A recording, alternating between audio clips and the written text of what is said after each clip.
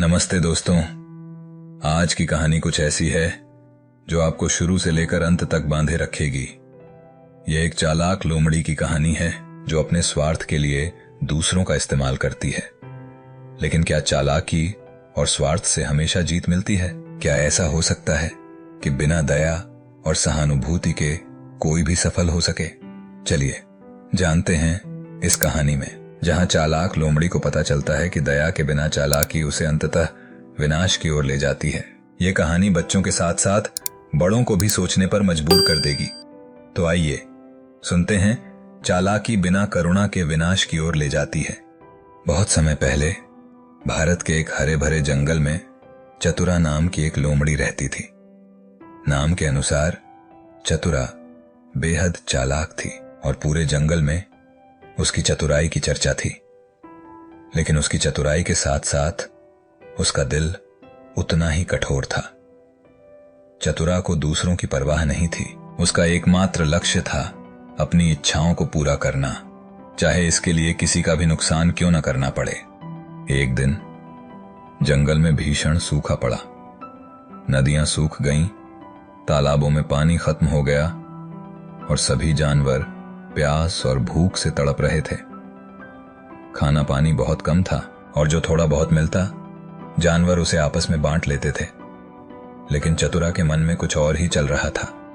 एक दिन चतुरा ने देखा कि जंगल का एक विनम्र और दयालु हिरण अनुराग एक छोटे से जलाशय से पानी पी रहा था। अनुराग बेहद सरल और करुणाशील था और जंगल के सभी जानवर उसे उसके सहनशील और मददगार स्वभाव के लिए पसंद करते थे। वह हमेशा दूसरों के साथ अपना खाना और पानी बांटता था, कभी भी अपनी चिंता किए बिना। चतुरा ने छुपकर यह सब देखा और उसका तेज दिमाग तुरंत काम करने लगा। उसने सोचा, अनुराग इस सूखे के दौरान भी स्वस्थ है। उसे जरूर कोई गुप्त स्रोत पता है। अगर मैं उसे धोखे से उसकी जगह के बारे में बता दूं तो मैं अकेले ही वहां से सब कुछ ले लूंगी। वह चालाक मुस्कान के साथ अनुराग के पास पहुंची। नमस्ते अनुराग भाई, चतुरा ने बहुत मिठास भरे स्वर में कहा। तुम हमेशा की तरह स्वस्थ और खुश दिख रहे हो। मैं सोच रही थी कि इस सूखे में तुम खाने और पानी की व्यवस्था कैसे कर लेते हो। यह जरूर तुम्हारी अद्भुत समझदारी का परिणाम होगा। अनुराग, जो दिल से सभी पर भरोसा करता था, मुस्कुराया। चतुरा बहन, मेरे पास कोई रहस्य नहीं है। मैं बस धैर्य और विश्वास के साथ जंगल में घूमता हूं और जो थोड़ा बहुत मिलता है उससे गुजारा करता हूं। जंगल हमें सभी कुछ देता है अगर हम इसे साझा करें और एक साथ काम करें। लेकिन चतुरा को यह जवाब संतोषजनक नहीं लगा। उसे वह जगह चाहिए थी जहां से अनुराग को पानी और खाना मिल रहा था। थोड़ी देर के लिए वह दिखावटी हमदर्दी दिखाने लगी और फिर अचानक भूख प्यास से परेशान होने का नाटक किया। ओह अनुराग भाई, उसने कराहते हुए कहा, मैंने कई दिनों से कुछ नहीं खाया है। अगर मुझे जल्द ही पानी नहीं मिला तो शायद मैं जिंदा नहीं रह पाऊंगी। अनुराग का दयालु दिल पिघल गया। वह किसी भी जीव को कष्ट में नहीं देख सकता था।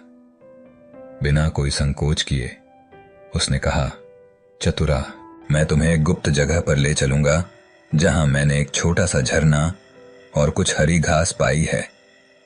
लेकिन ध्यान रखना, हमें इसे गुप्त रखना होगा। अगर बहुत सारे जानवर यहां आ जाएंगे तो झरना सूख जाएगा और घास खत्म हो जाएगी। चतुरा ने तुरंत हामी भरी, लेकिन अंदर ही अंदर वह अपनी योजना पर हंस रही थी। बिल्कुल अनुराग भाई, मैं वादा करती हूं कि मैं किसी को नहीं बताऊंगी। अनुराग ने चतुरा को जंगल के गहरे हिस्से में ले जाकर एक शांत और हरे भरे स्थान पर पहुंचाया। वहां एक पत्थर के नीचे से एक छोटा सा झरना निकल रहा था और आसपास थोड़ी सी हरी घास उगी थी। यह जगह बहुत बड़ी नहीं थी, लेकिन अनुराग इसे सहनशीलता और धैर्य के साथ इस्तेमाल करता था। यह है वह जगह, चतुरा, अनुराग ने संतुष्ट होते हुए कहा। जितना चाहिए पी लो। चतुरा ने तुरंत ठंडा पानी पिया और हरी घास को भी मजे से खाया। लेकिन इस दौरान उसका चालाक दिमाग और तेजी से सोचने लगा कि कैसे वह इस जगह को सिर्फ अपने लिए कर सकती है। जब वह पूरी तरह से संतुष्ट हो गई तो उसने अनुराग का धन्यवाद किया और अपने अगले कदम की योजना बनाते हुए वहां से चली गई। अगले ही दिन चतुरा ने पूरे जंगल में एक अफवाह फैला दी। उसने सभी जानवरों से कहा कि जंगल के पूर्वी कोने में एक बहुत बड़ा झील है जहां ढेर सारा पानी और खाना है, लेकिन वह बहुत दूर है। उसने चिंता से कहा, और वहां पहुंचने का रास्ता बहुत खतरनाक है। केवल सबसे मजबूत जानवर ही वहां जा सकते हैं। पानी की कमी से परेशान कई जानवर उसकी बातों पर विश्वास कर बैठे और उस काल्पनिक झील की खोज में निकल पड़े। उनमें शेर, बाघ और हाथी जैसे ताकतवर जानवर भी थे, जिन्हें यकीन था कि वे उस झील तक पहुंच जाएंगे। जंगल के सबसे ताकतवर जानवरों के व्यस्त होते ही चतुरा वापस उस गुप्त झरने के पास चली गई।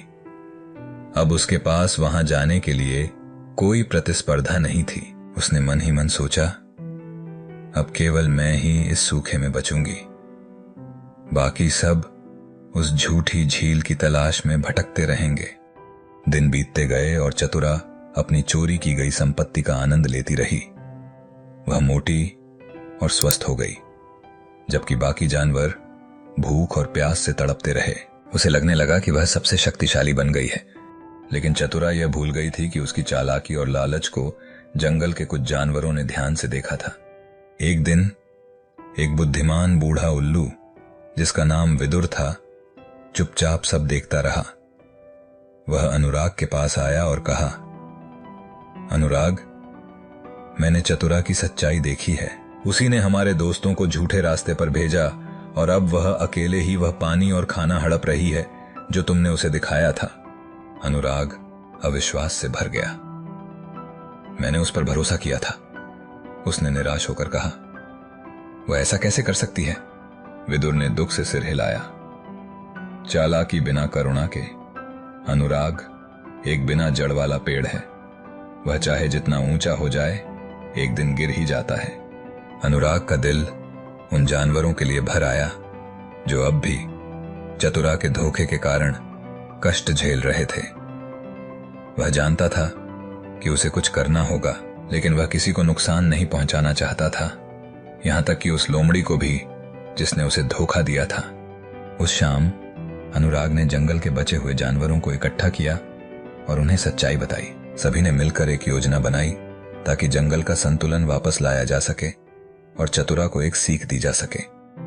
अगली सुबह जब चतुरा उस गुप्त जगह पर पहुंची तो उसने देखा कि वहां कुछ अजीब हो गया था।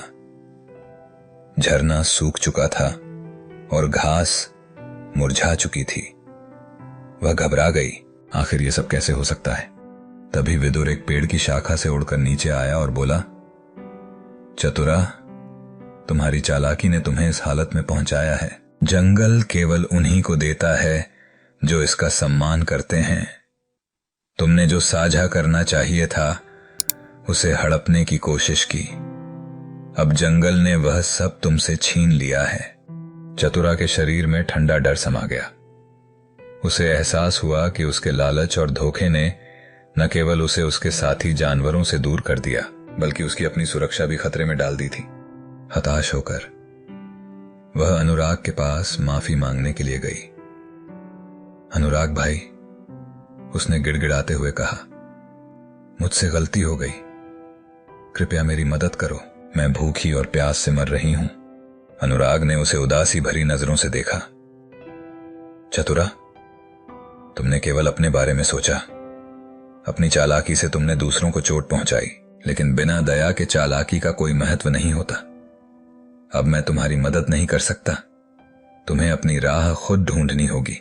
चतुरा शर्मिंदा और पराजित अकेली जंगल में भटकने लगी। उसका एक समय चालाक दिमाग अब पछतावे से भर गया था। दोस्तों, इस कहानी से हमें यह सीख मिलती है कि चालाकी बुरी बात नहीं है, लेकिन अगर उसमें दया न हो तो वह अंत में विनाश की ओर ही ले जाती है। उम्मीद है आपको यह कहानी पसंद आई होगी। अगर हां तो प्लीज हमारे चैनल को लाइक करें, शेयर करें और सब्सक्राइब करना न भूलें, ताकि हम आपके लिए और भी दिलचस्प और सिखाने वाली कहानियां ला सकें। धन्यवाद।